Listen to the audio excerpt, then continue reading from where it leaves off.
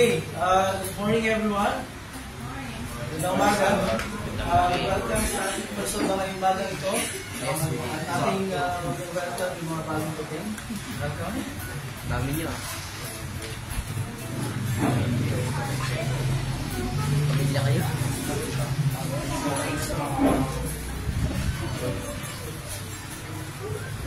Okay, good morning. Yung mga kasama natin online na dating gawin, please leave a comment sa comment section natin. Today is the first Sunday ng June, and we will have communion today, so we will use the full liturgy. We have two of our three band members, so they will lead us in our worship singing. Yeah, let's get ready to worship our Lord. We will sing our opening hymn. Ito sa printed material, I Believe. And we will sing I Believe.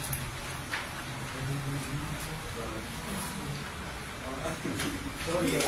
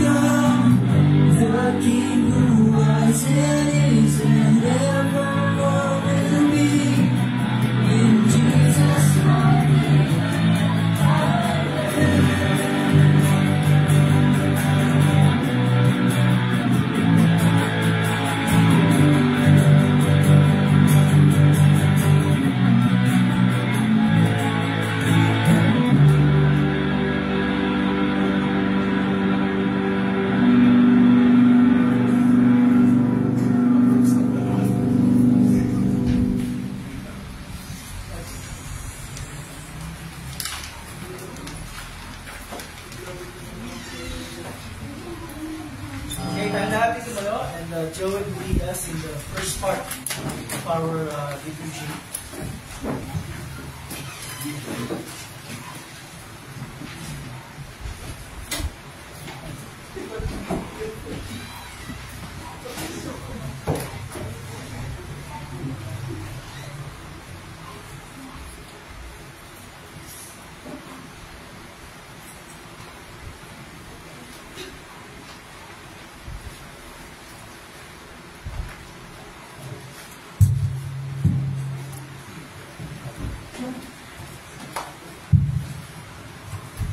Sa pangalan ng Ama, at ng Anak, at ng Espiritu Santo.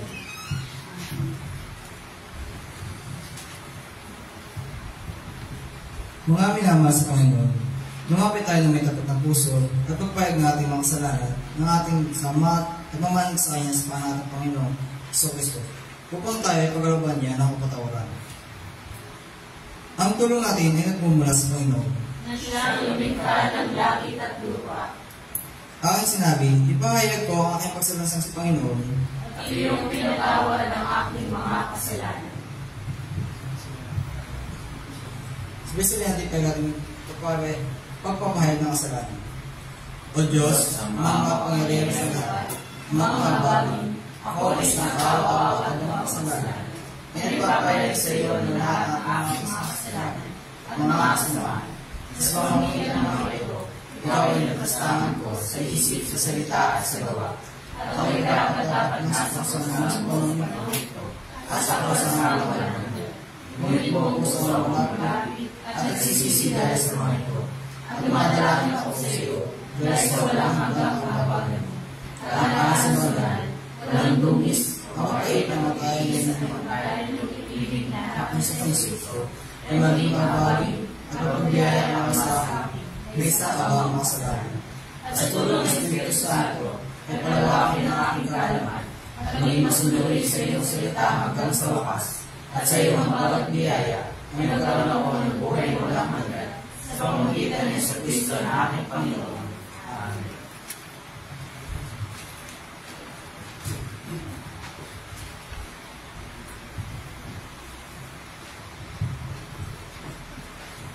Ang Diyos, ang ating Ama sa langit, ay tunay niyang mabagin at sa atin, mabangit sa atin.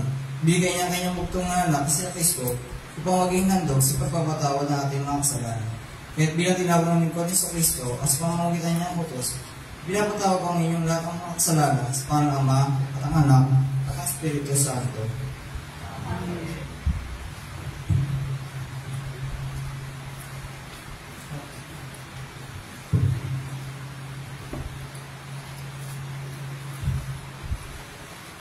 Tanging sa Diyos lamang ako ay aasa. Ang kaligtasin nagbubuhat sa Kanya. Tanging sa Diyos lamang ako umaasa. Ang aking pag-asa ay nasa Kanya. Tanging siya lamang ang tagapagligtas, tagapagtanggol ko, at aking alasal. Aking ang tagumpay sa lahat ng oras. Ang kaligtasin at karangalan ay buhat sa Diyos, na nasa Kanya lamang. Siya ay malakas kong tagapagsanggaran, matibay na moob na aking kanlungan. Mga kababayan, sa lahat ng oras magtiwala sa Diyos. Sa Kanya ilagak inyong pagsahin ngayon dinaranas. Siya ay kublihing may dulot sa lunas. Awitin natin ang lumalati sa amin. Luhan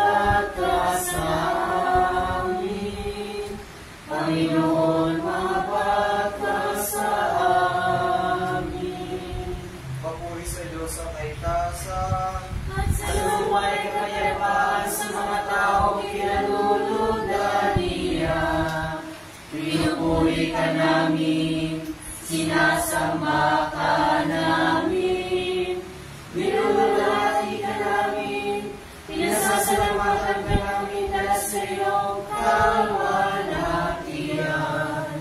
O Panginoong Diyos, Hari ng kalangitan, Diyos sa mga makapangyarihan sa lahat. O Panginoong Diyos, bugtong na Jesu Cristo, O Panginoong Diyos, Mother ng Diyos, Anak ng Ama, nagalis ng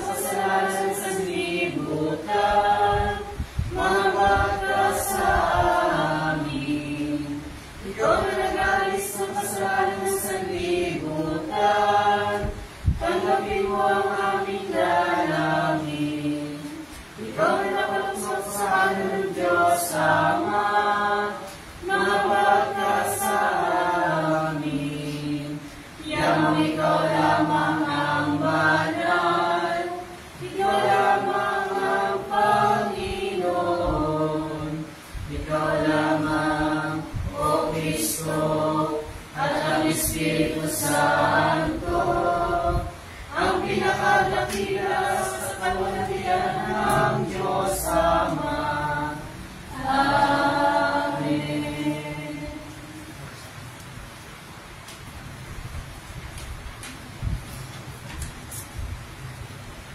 Ang Panginoon ay sumayo. At ang kanyang Espiritu. Manalangin tayo.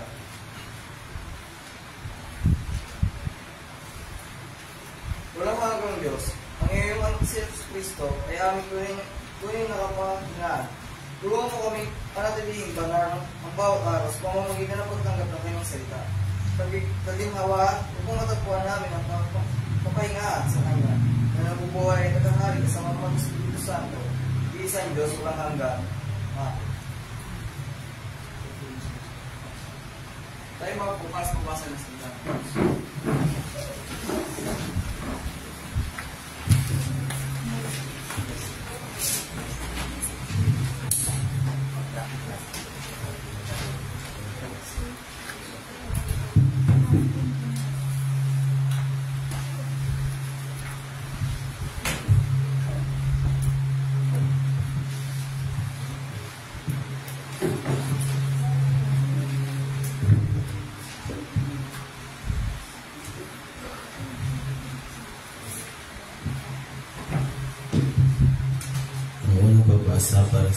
Para sa linggo ito ay buhat sa Deuteronomy chapter 5 verse 12 to 15. At ito ang sinasabi. Ilaan mo para sa akin ang araw ng pamamahinga, tulad na ipinag-uutos ni Yahweh na iyong Diyos. 6 na araw kang magtatrabaho at tapusin mo ang dapat gawin. Subalit ang 7 araw ay para kay Yahweh na iyong Diyos. Ito ay araw ng pamamahinga. Sa araw na iyo'y huwag mong tatrabaho ang sino man sa inyo. Ikaw ang iyong mga anak, mga aliping lalaki o babae, ni ilan man sa mga alagang hayop, niyang mga dayuhang naikipagmayan sa inyo. Ang iyong alipin lalaki man o babae ay kailangang mahinga tulad mo. Alalahanin mong naging alipin ka rin sa Ehipto at mula rooy nilabas kita sa pamamagitan ng aking kapangyarihan. Kaya iniutos ko na panatilihin mong nakalaan kay Yahweh ng araw ng pamamahinga. At ito ang sisa. Ang ikalawang pagbasa naman ay buhat sa 2 Korinto verse 4 ay chapter 4 verse 4 to 2.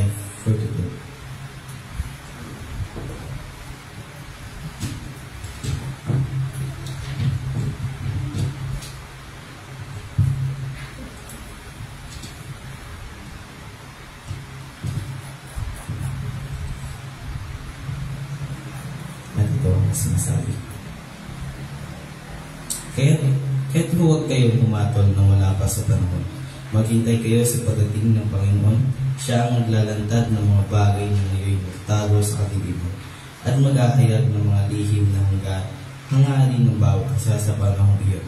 Bawat isa ay bibigyan ng Diyos ng angkop na parangal.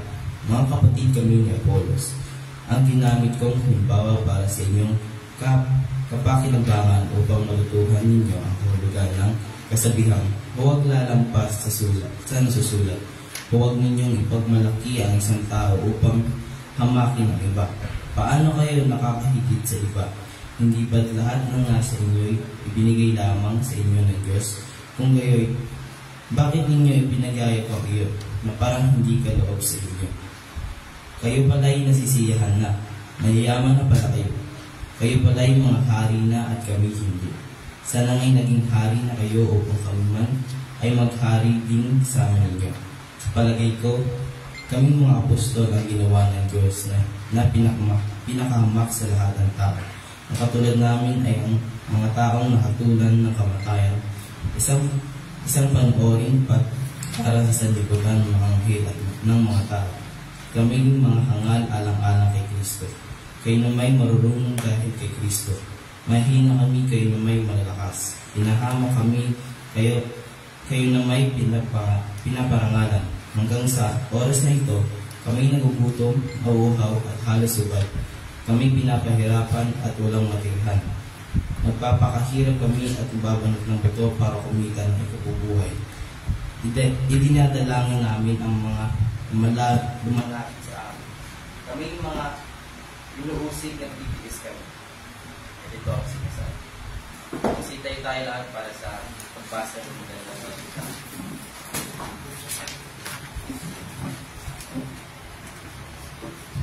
Buhat sa aklat ng Marcos, chapter 2, verse 23 to 28.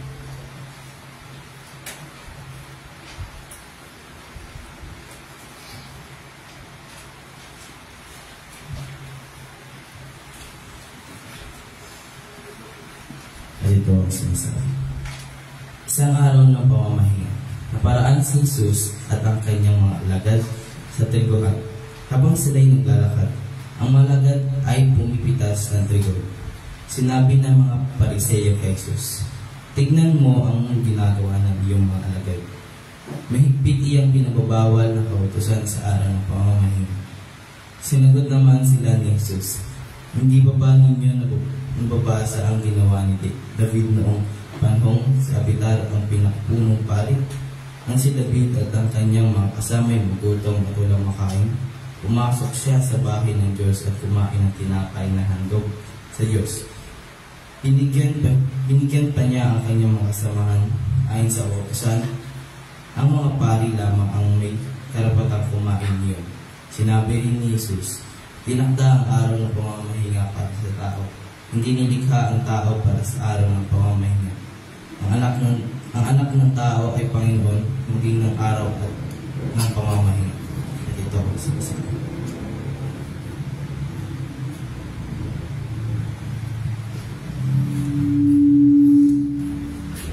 Tayo natin ginang tayo at ipahayag natin ang pananampalataya sa pamamagitan ng Credo Niceno sa ating himnalo. Ang Credo Niceno. Sinisibay tayo. Sumasampalataya ako sa mga makapangyarihan sa lahat, na may likha ng langit at lupa, at ang lahat ng bagay na nakikita at hindi nakikita, at sa isang Panginoon sa Kristo, buktong na anak ng Diyos, na mula sa Ama una sa lahat ng panahon, Diyos buhat sa Diyos, liwanag buhat sa liwanag, tunay na Diyos buhat sa tunay na Diyos, pinanganak at hindi nilikha, ay isang sangkap ng Ama, na sa pamamagitan niya ay nilikha ang lahat ng bagay, na dahil sa ating mga tao at sa ating kaligtasan, ay bumaba mula sa langit, at nagkatawang tao sa pamamagitan ng Espiritu Santo kay Birheng Maria, at naging tao, napakasakit dahil sa atin sa panahon ni Poncio Pilato, ipinako sa krus na matay at nilibing.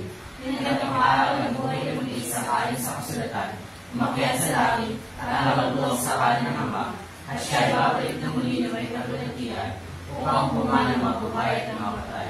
At ang kaharian na natigang ng mulay. At sumasampalataya ako sa Espiritu Santo, ang Panginoon na nagpagbigay buhay, na namumula sa Ama at sa Anak, at sinasamba ang iluluhati kasama ng mga anak, na nagsalita sa pagpagitan ng mga propeta. At sumasampalataya ako sa isang banal, Kristiyano at Katolikong Iglesia. Naniniwala ako sa isang binay, sa pagpapatawad ng mga kasalanan, at umaasa ako sa pagkabuhay ng muli ng mga patay, at sa buhay ng panahong darating. Amen. tayo mo po at sing our sermon hymn, My Redeemer Lives. My Redeemer Lives. This one.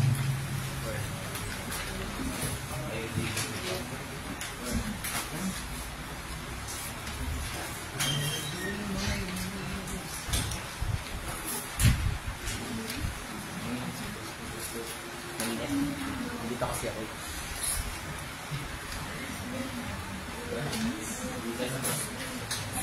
Pwede may i-bangs. Pwede may ito. Ayos na bangs. Mukha mabangs na kita ko.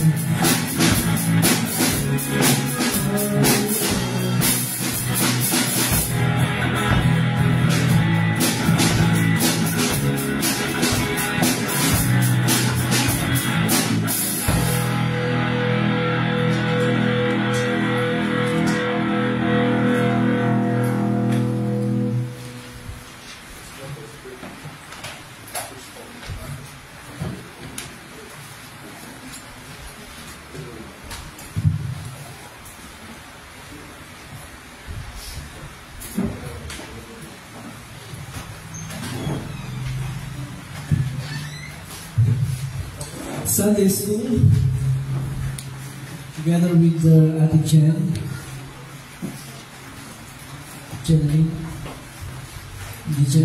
dalawa pa ito, Jen at Jennifer.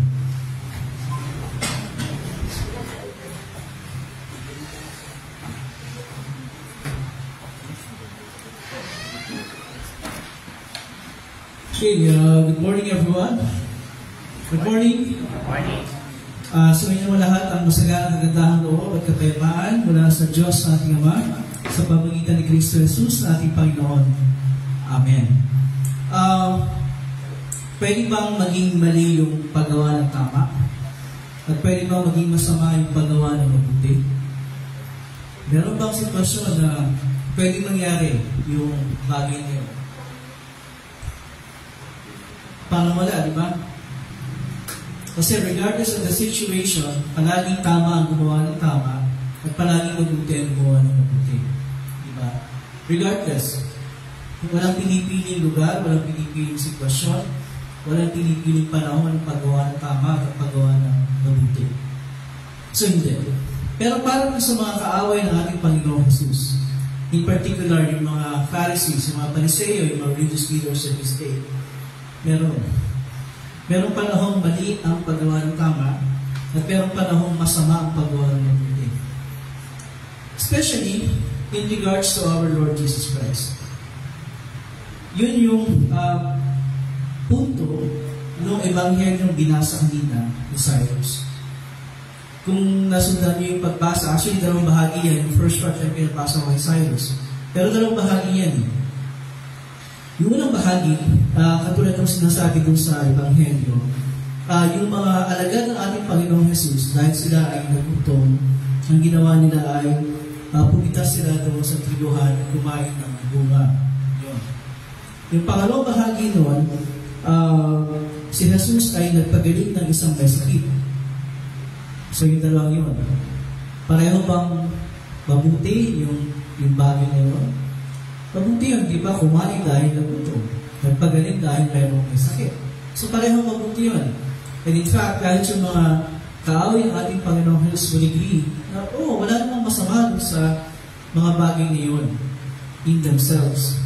Pero, ang punto, ginawa ng ating Panginoong Jesus yun, ginawa ng mga alagad yun, yung pagkain ng bunga ng butil, dahil sila nagugutom, at yung pagpapagaling ni Jesus ng may sakit, ginawa ang parehong bagay yun sa araw ng pamamahinga, araw ng Sabat.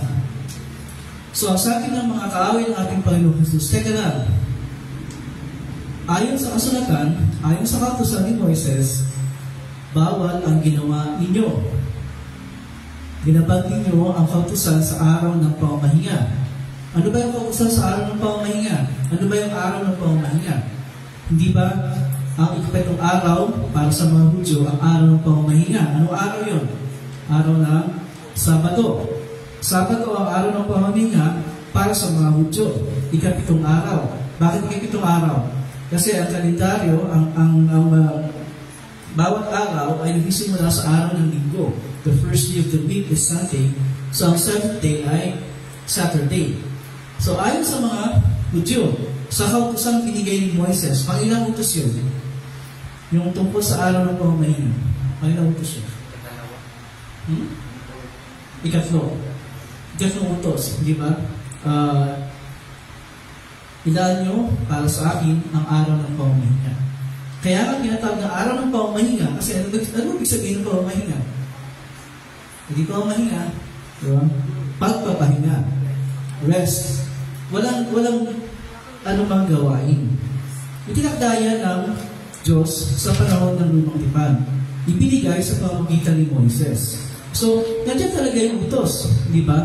Yung kapitong araw ay araw ng pamamahinga. Ilalaan ng mga Hudyo, hindi lamang sa physical na pamamahinga, hindi sa spiritual na pamamahinga sa pamamagitan ng pagtitipon para sa pagsamba. Okay? Ngayon, ang tanong ganito.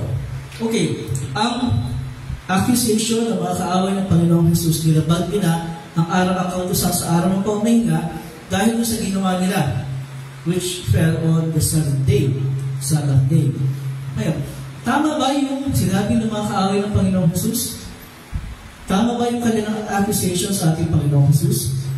Kasi, una-una, tama naman, araw ng pamamahinga yun eh. Nung pumitas ng bunga yung mga alagad, araw ng pamamahinga yun. Bawal yung sa kautusan. Yung pagpapagaling ng ating Panginoong Jesus, araw din ng pamamahinga yun. It could be considered a work dahil may ginawa eh, di ba? So, araw ng pamamahinga. So, ano ba? Tama ba?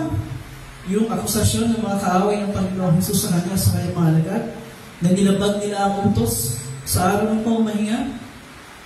Obviously, hindi. Di ba? Pero paano ipinakita ng Panginoon na mali yung mga Pariseyo? Una, ang sagot niya sa kanila, gumamit siya ng halimbawa sa lumang tipan. An example of what happened. Ang sabi doon, hindi ba niyo nababasa ang ginawa ni David noong si Abiathar ang pinakapulong pari? Na siya ng kanyang mga kasama ay nagutom at walang makain, walang isang. Pumasok siya sa bahay ng Diyos at kumain ng tinapay na handog sa Diyos. So yung nangyari yun ay sa panahon ni Haring David sa lumang tipan. Ayon sa kautusan, ang mga pari lang ang may karapatan kumain niyon. Pero kinain pa rin ni David yun at binigyan ng kanyang mga kasama. Nangyari yun noong panahon na si David ay nasa gitna ng kanyang pakikipaglaban para sa bansa ng Israel. So nagutom sila, pumasok sila sa templo, kumain sila ng tinapay na pwede lang kumain na yung mga pinakapulong pari. Nagkasala pa si David doon, sabay hinatulan, Kasi nung panahon ng Lumang Tipan, ang kaparusahan sa pagdabag sa kautusan ng araw ng pamamahinga, alam niyo kung anong kaparusa doon? Kamatayan. Nilabag na yung araw ng pamamahinga, ang pausahan, kamatayan. So si Haring David ba, yung kanyang mga kasama, hinatulan ng kamatayan? Hindi. Ang sabi natin, Panginoon, ginawa kayo ni Haring David ng ating ninuno. And yet, he was never condemned for doing so. Kasi hindi mali. So ito pa kayang ginawa ng mga alagad na pumitas lang sila ng bunga dahil nagugutom sila. Hindi ba pwedeng magutom pag araw po mahinga? Diba? At sila naman ay galing sa paglilingkod, sa pangaral ng salita ng Diyos, sa paglilingkod sa mga tao, pagtulong sa Panginoon, sa pagpagaling ng mga sakit. So, nag-quote ang ating Panginoon ng isang perfect example na nangyari mo panahon ng Lumang Tipan, and yet, hindi naman kinundinan bilang pagdabag sa araw ng pamamahinga. Pero ang pinakapunto ng Panginoon, yung sinabi niya, pangalawa, ang sabi niya, itinakda ang araw ng pamamahinga para sa kabutihan ng tao. Hindi nilikha ang tao para sa araw ng pamamahinga.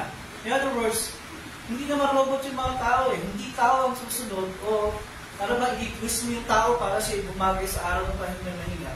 Para ba ilagay mo sa box gano'n? Hindi. Ang sabi ng Panginoon, hindi.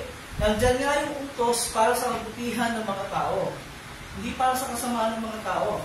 In other words, ang diwa ng utos, ang diwa, essence ng utos, ay yung kabutihan ng tao. Kaya ibinigay ng Diyos ang utos sa araw ng pamamahinga, at lahat ng utos for that matter, ay hindi para pahirapan yung tao, kundi para sa kanilang kabutihan. Anong kabutihan mayroon sa araw ng pamamahinga? Yung makapagpahinga, physically, yung mga tao. But it doesn't mean na may mga pagkakataon hindi nila pwedeng gawin just because meron ganong utos. In other words, nasabi ng ating Panginoon, ang diwa ng utos ay kabutihan ng tao. So, tanong, yung ginawa ba ng mga alagad ay para sa kabutihan nila? Yes. Yung ginawa ba ng Panginoon na nagpagaling siya ng isang tao ng sakit para ba sa kabutihan? Pinagaling. Yes. So, nasaan ang paglabag doon? Walang paglabag doon eh. Dahil, ang diwa ng araw ng pamamahinga at ang lahat ng utos ay ang kabutihan ng mga tao. That's the essence. Hindi ba palagi at sinasabi sa mga pag-aaral sa katisismo? Ang kautusan ng Diyos ay nauwi lamang sa isang utos. Dalawa, actually, yung ating papalawakin. Ano yung utos na yun? Di ba, nakahati yung 10 utos sa dalawa lang? Ano yung unang bahagi? Pag-ibig sa Diyos. Ano yung pangalawang bahagi? Pag-ibig sa kapwa. Pag-ibig ang diwa ng kautusan eh. Pag-ibig ang diwa ng kautusan. Kasi na hindi nakita ng mga Pariseo. Hindi sila nagpakita ng pag-ibig doon sa pagpundinam nila kay Jesus at sa mga alagad. Nilikha nga ng Diyos yung mga bunga para sa kabutihan ng tao eh. Diba? So malibag na mag-enjoy ang tao doon sa pagpapalang yun? Hindi. Kalooban ba ng Diyos na yung may sakit ay hindi gumaling? Hindi. Kalooban niya gumaling. Diba? Yung may sakit at yung ginawa ng ating Panginoon. So they missed the point eh. Hindi nila makita yung diwa, yung essence ng kautusan. They couldn't see love. Hindi nila makita yung pagmamahal. At nakikita lang nila yung letra. Diba? Yung letra ng utos. At hindi mo lang pwedeng tingnan yung letra. Kailangan tingnan mo yung diwa, yung essence ng utos ng Diyos. So, in that sense, hindi nagkasala ang mga alagad at ang Panginoon doon sa ginawa nila noong araw ng pamamahinga. In fact, doon ay naaayon pa sa kautusan dahil nagpapakita sila ng pag-ibig ng pagmamahal. Pinaka-importante sinabi ng Panginoon doon, pangalawang sinabi niya, pangatlo actually, sinabi niya, maging ang araw ng pamamahinga ay nasa ilalim ng kapangyarihan ng anak ng tao. Sa English yan, even the Son of Man is Lord of Sabbath. Ano ibig sabihin nito? Sinabi natin, Panginoon, ang araw ng pamamahinga ay nasa ilalim ng kapangyarihan ng anak ng tao. Referred to himself. Ano ibig sabihin nito? Ano ibig sabihin nito na Jesus is Lord over Sabbath? Ano ibig sabihin nito? Ano palagay nyo? Ano ibig sabihin nito? When he said, Jesus is Lord over Sabbath. araw ng pamamahinga. Siya ang Panginoon ng araw ng pamamahinga. Ano ibig sabihin mo? Ano ibig sabihin? Kanino ba nagpapatotoo ang lahat ng kautusan? At lahat ng kasulatan? Parang araw yan eh. Mga utos, may araw. Kanino nagpo-point yung araw na yun? Okay? Okay? Kay Jesus, sa ating Panginoon. Lahat ng utos, lahat ng kasulatan, it all point to Jesus. Ano ibig sabihin nun? Na si Jesus ang fulfillment. Siya ang katuparan ng lahat ng utos, pagiging utos sa araw ng pamamahinga. He is the fulfillment ng utos na yun. At yun ang pinakamalaking bagay na hindi nakita ng mga kaaway ng ating Panginoon Jesus. In fact, the very reason and the only reason kung bakit nila kinokontra si Jesus ay hindi dahil nilabag ni Jesus sa kanilang palagay ang utos. Hindi dahil ayaw nilang tanggapin si Jesus bilang tagapagligtas ng sanlibutan, bilang Panginoon ng langit at lupa. That's really the main reason. Ayaw nilang tanggapin si Jesus eh. So, hindi nila nakikita na yung ginagawa ng ating Panginoon, this is the actual fulfillment ng lahat ng mga utos na binigay sa panahon ng lumang tipan. That's the main thing. Kaya lahat ng ginagawa ng Panginoon para sa kanila ay masama. Regardless kung gaano kabuti. Bakit? Kasi nga, they would not want to accept Jesus na siya yung Savior. Ayaw nila eh. Kaya yung kanilang mga mata ay piring. Diba? Yung blindfold. Nakikita lang nila yung letra ng utos, pero hindi yung arrow kung saan tumuturo yung mga utos nito. Which is pointing to our Lord Jesus Christ. He is the fulfillment. In what way? Sa tingin ba natin ang nais ng Diyos na kapagpahinga tayo physically?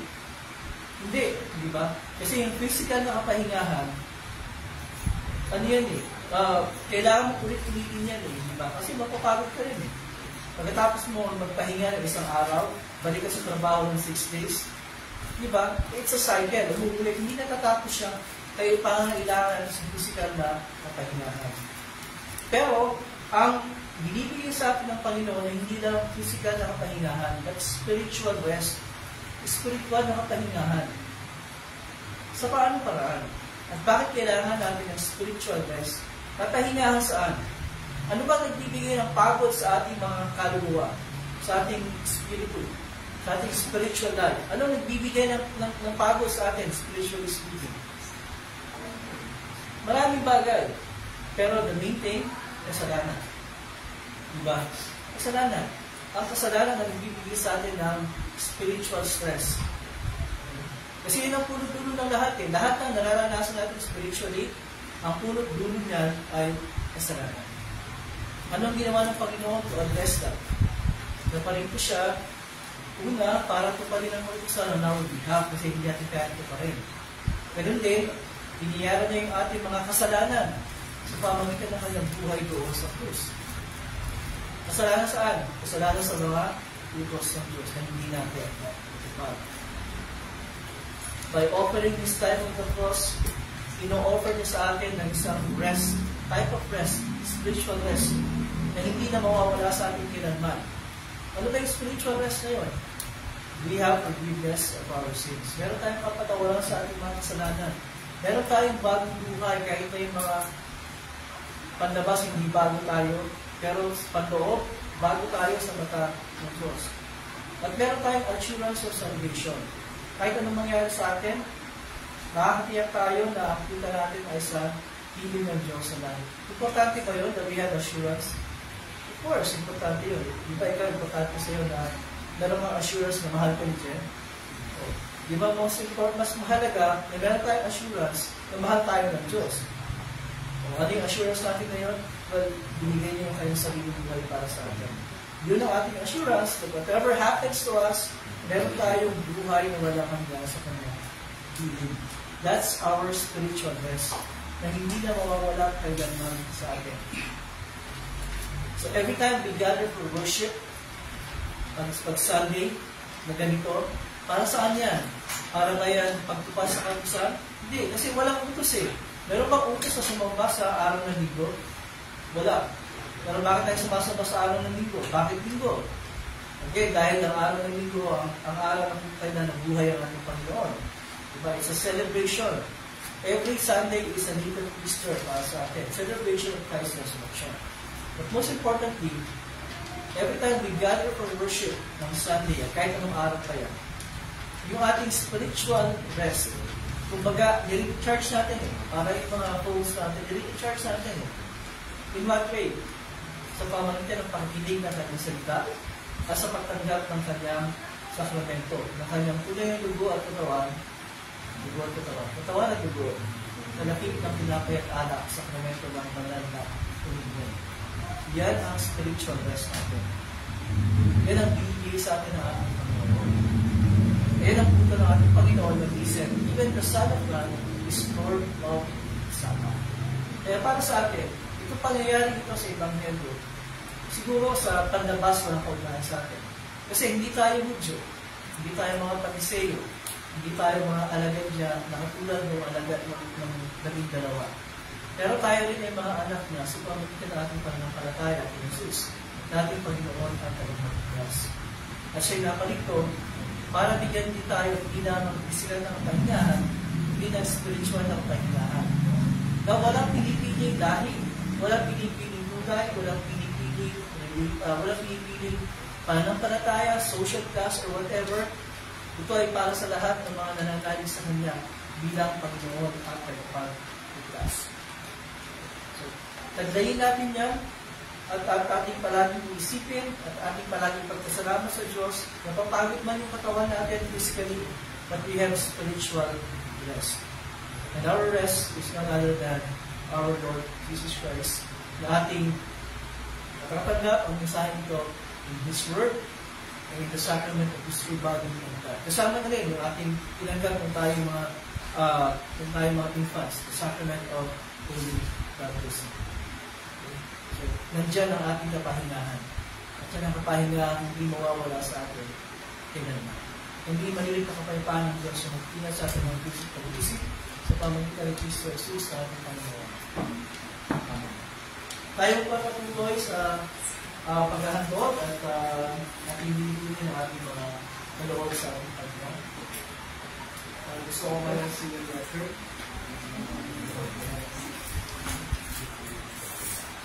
At mamaya mo kung si Bayan. Yan si Shaolin. Shaolin.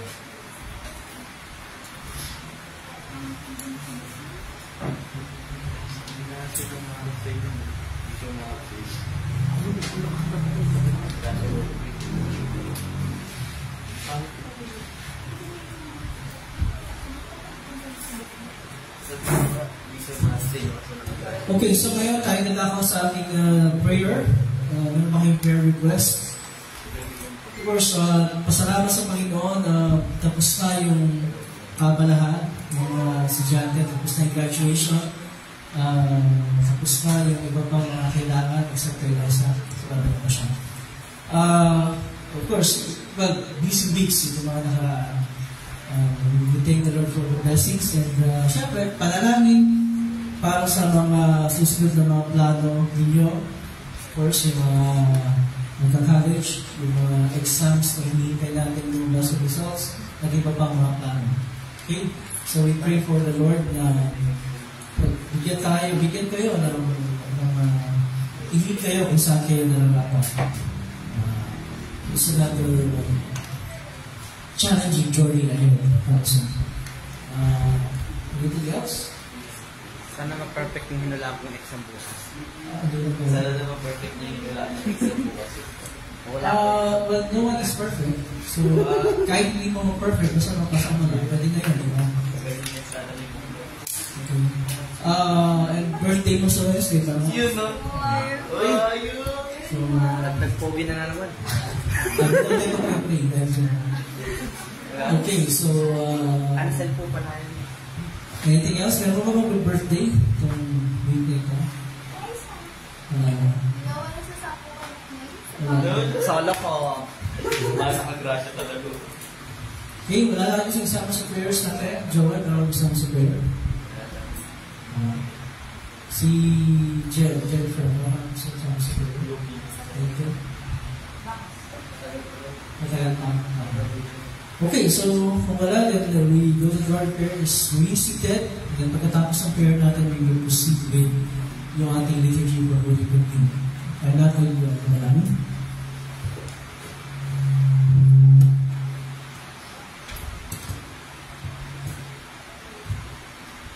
Maraming Diyos sa lahat. Maraming salamat po mula sa araw na ito na bigay po niyo sa amin. Bigyan po kami ng pagkakataon together to worship.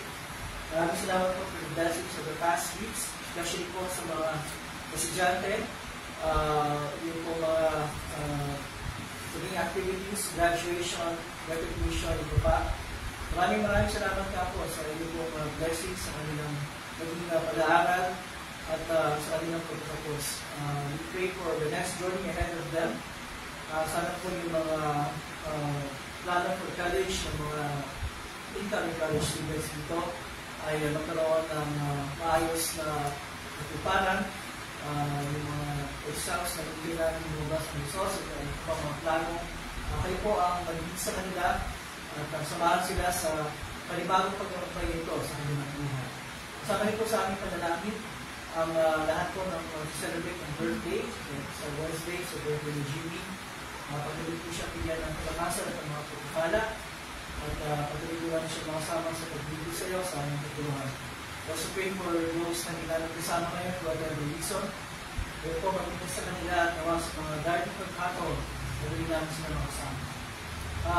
Maraming salamat po kayo for all the blessings that bibigay kayo sa akin, especially sa walang sawa pagkakawad sa ating mga kasalanan na patuloy po natin nagagawa araw-araw. Maraming salamat po sa inyong hindi magbabatang pag-ibig sa amin sa patuloy na pagdalingan sa amin bilang yung mga anak. Wala namin Panginoon na patuloy na po kami mabuhay na naaayon sa inyong kalooban sa gitna po ng mga challenges, sa mga puso, ng mga pagsubok na aming namin. Lahat ng ito at ito pang mga bagay na nasa aming hinulit. Hindi namin nasabit. Kaya rin ito sa tuloy papasalamat alang-alang sa pagpilito pag-iusa, pagkayan, at tuloy pag-buhay niya sa mga anak. Aming Panginoon at pagbukas. Kaya ito pakailanman. Amen. And lahat ito tumayo. And we will continue on page 16. Ating winning hymnal sa paghahanda sa hapag ng Panginoon. Page 16. Ang Panginoon ay sumayo at ang kanyang espiritu. Magalak ang inyong mga puso. Magalak tayo sa Panginoon. Magpasalamat tayo sa ating Panginoong Diyos. O Panginoon, ang banal, makapangyarihan, walang hanggang Diyos. Ngunit nga nararapat ng hindi ng puri-puri na kami ay dapat ipasalamat sa iyo sa lahat ng panahon at sa lahat ng dako. Sa pamagitan ng Jesucristo ang aming Panginoon. Umakyat sa kalangitan at nakatutok sa kanan sa iyong kanan. Ibinuhos po sa amin ang Espiritu Santo gaya ng kanyang pangako sa mga hinihirap ng malagay. Nang sa gayon, ang buong sanlibutan ay nagdiriwang ng buong kagalakan.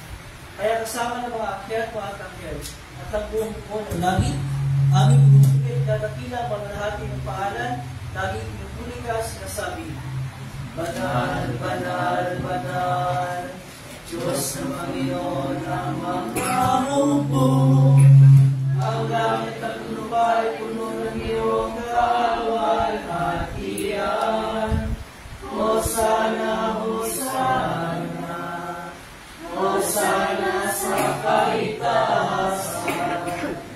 Purihin nawa siya, purihin nawa siya, purihin nawa siya ng magiging sa pangalan ng Panginoon.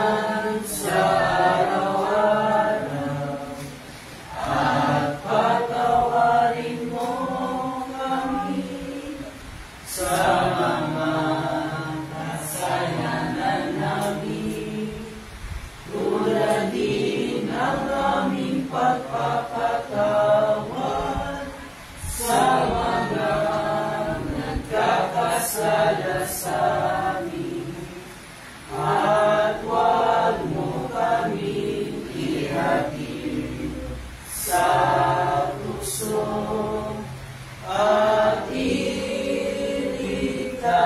mo kami. Sama-sama pagkat sa'yo ang kaharian at ang kapangyarihan at ang kalwalhatian magpakailanman. Amen. Amen.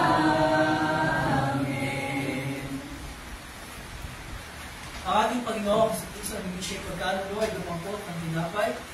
Matapos, salamat sa Diyos, kanyang pinagpirason, binigay sa mga nagad na sinasabi, "Ngunit ito at kanin, ito ang aking katawan ay binibigay para sa inyo. Gawin niyo ito bilang pag-alala."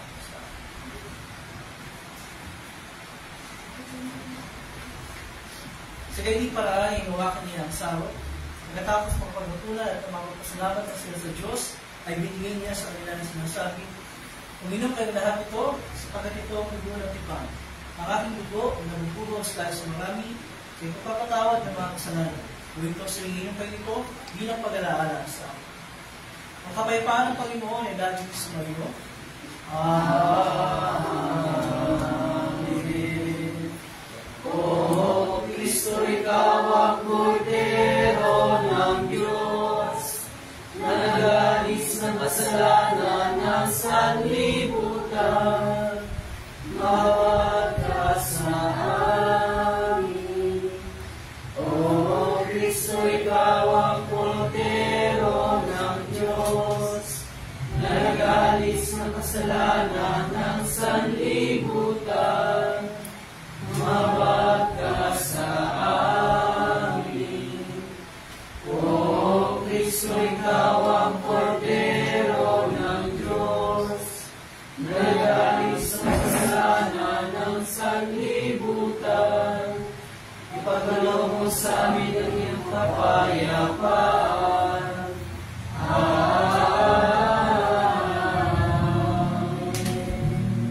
Ito po at tuwagin natin yung mga Sunday School kids para sa kanilang lesson presentation.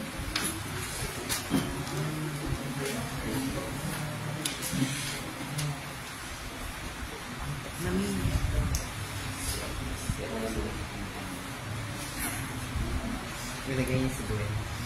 Gwen ako.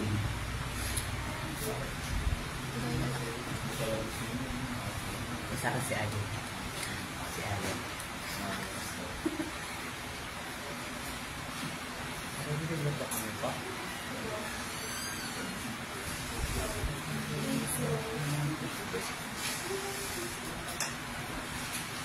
Isa na. Okay na lang. Uy, sige. What's up, mother?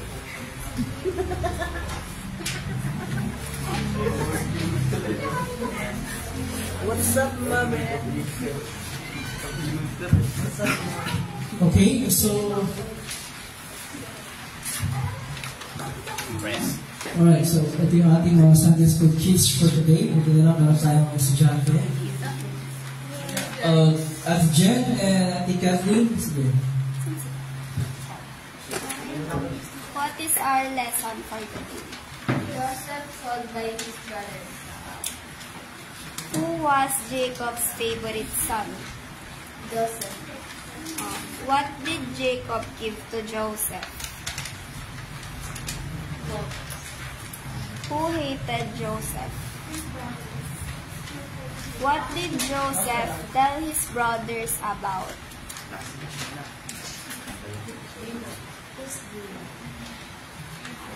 Into what did Joseph's brother throw him?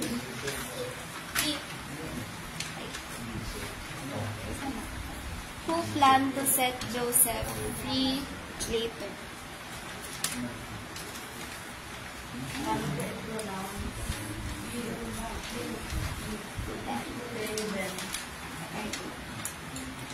To whom did the brothers sell Joseph? Who thought a wild animal had killed Joseph? Okay. Yung last, guys. Sabay-sabay ka. 1, 2, 3, go. God allows bad things to happen in my life. 1, 2, 3, go. God allows sad things to happen in my life, but He promises to give it me and help me. Memory verse. 1, 2, 3, go. Awit chapter 15, verse 15. Kung kayo ay may gabang, ako lagi ang tawagin. Kayo'y aking ililigtas at ako'y inyong pupurihin. Awit chapter 15. Okay.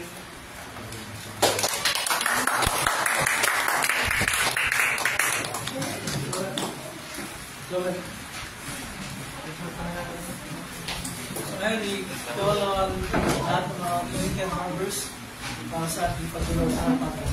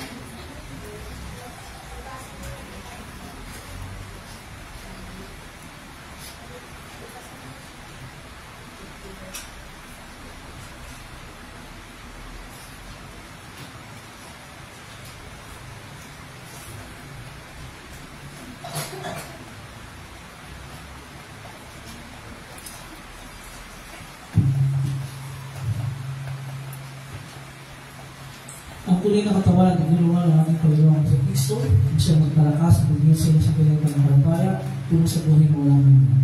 Lumahan kayo ng kapayapaan at kagalakan sa inyong puso. Amen.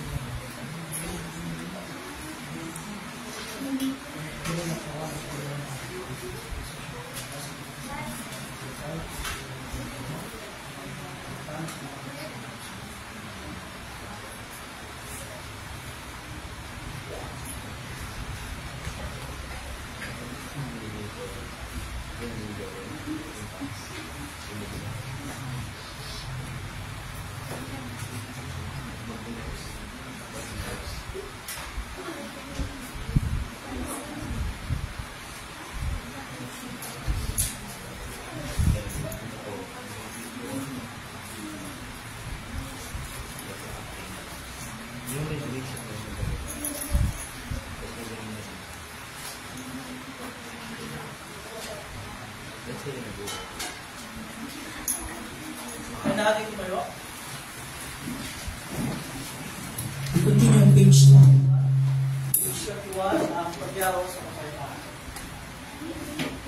Panginoon, nilingyan mo ang lingkod ay humanap sa kapayapaan ayon sa iyong pangako. Sapagkat nakita ng aking mga matang iyong pagliligtas, ganyan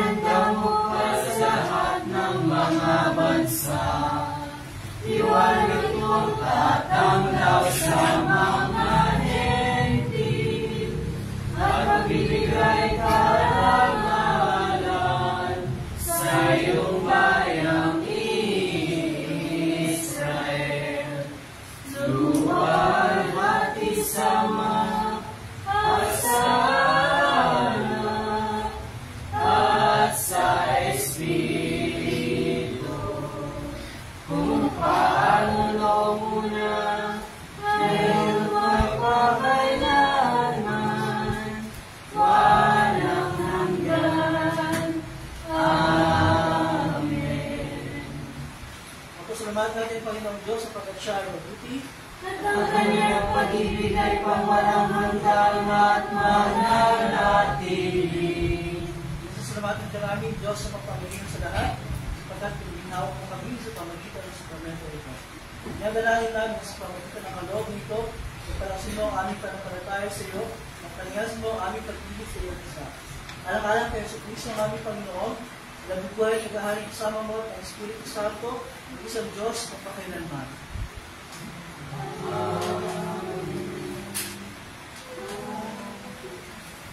Ang Panginoon ay sumayo.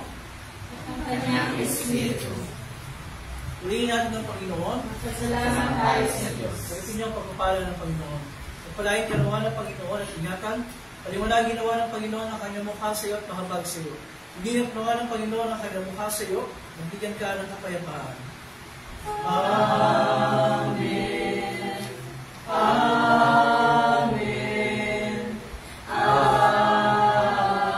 Amen. Please be seated. We will sing our closing hymn, Heart of Worship. Something dear book. Number 36, Heart of Worship.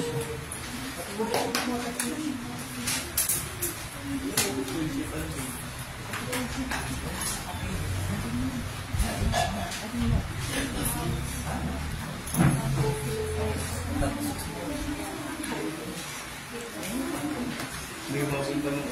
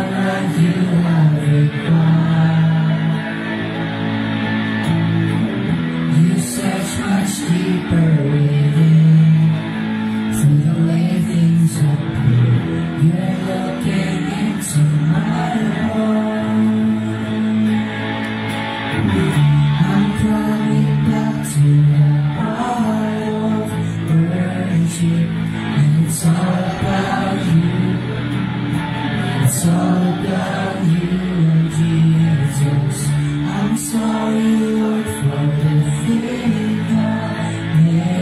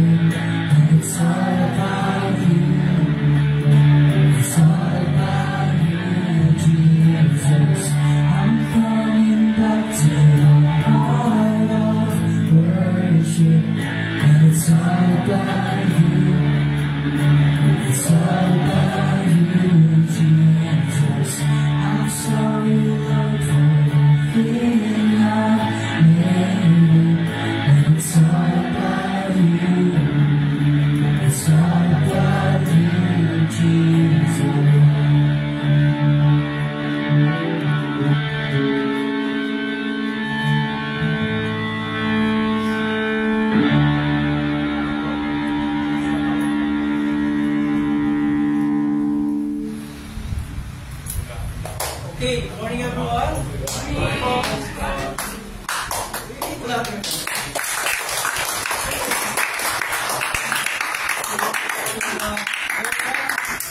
Sa ating mga pagsambahan yung mga ito, lahat ng kasama natin ngayon in person. Welcome back to the team. So, yung kasama ni Beautiful, si Angeline Quinto. Okay, Angeline, welcome. At yung mga kasama natin online, hindi pa yung mga nandyan. Si Nanay Sonia. Nanay Sonia, Tsaka si Miss Jocelyn. si Ate Jo, welcome po sa inyo lahat. At sa iba pa mga nandyan, hindi naman muli tayo welcome din po sa inyo lahat. Announcement, of course, mamaya we will resume yung ating Bible class ng mga kabataan. Mag-resume tayo mamaya, promise. And then, of course, yung aming special catechism class with Jennifer and Isa after ng announcement. And also, mamaya, we'll have a short meeting with mga Sunday school teachers. We need to plan for BBS. Malapit na. So lahat ng mga teachers na po. Okay? So, thank you kay Jenny for teaching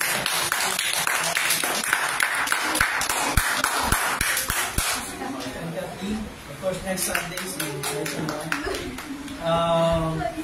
okay, so I think that's it for today. Lahat ng kasama ng online, maraming salamat ulit. We'll see you next Sunday. God bless you.